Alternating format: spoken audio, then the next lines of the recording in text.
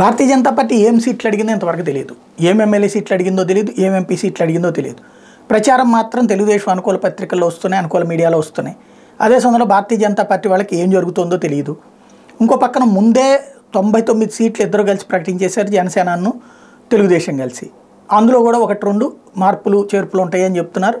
ఇంకోటి సీట్ల సంఖ్య కూడా మార్పు వచ్చింది. ముందు 4 అన్నారు, ఆ తర్వాత 6-10 దగ్గరకు వచ్చింది. ఇప్పుడు 8-13 అడుగుతున్నారు అన్నటువంటి మాట వినబడుతుంది. అయితే ఈలోపుగానే తెలివిగా పవన్ కళ్యాణ్ పిఠాపురం నుంచి పోటీ చేస్తాను, అట్లాగే తిరుపతి శ్రీనివాసులకి ఇచ్చేశానని, భీమవరం అంజబాబుకి ఇచ్చేశానని ప్రకటించేయడం ద్వారా బీజేపీకి ఇరకాటంలో పెట్టారు. అదే సందర్భంలో తెలుగుదేశం పార్టీ 34 మంది సభ్యులతో అనౌన్స్ చేసేసి వాళ్ళు ఇంకా ఆ సీట్లలో తమకేమీ లేదన్నటువంటి కోణంలో తేల్చేశారు. ఇప్పుడు భారతీయ జనతా పార్టీకి సంబంధించినటువంటి వాళ్ళకి ఇదే కోపం వచ్చింది. బీజేపీ అడుగుతున్న సీట్ల మీద తేల్చకుండానే చంద్రబాబు అభ్యర్థులను ప్రకటించారని బీజేపీ సీనియర్లు ఫైర్ అయ్యారు. బీజేపీకి గెలవని సీట్లు కేటాయిస్తున్నారంటూ మండిపడుతున్నారు. బీజేపీ అగ్రనేతలకు లేఖ రాశారు రాష్ట్ర సీనియర్ నాయకులు. టీడీపీ గెలవని సీట్లు బీజేపీకి కేటాయించిందంటూ మండిపడ్డారు. అధిష్టానానికి లేఖ రాసిన వాళ్ళలో 16 మంది సీనియర్లు ఉన్నారన్నట్టుంది ఇక్కడ కీలకమైన సమాచారం.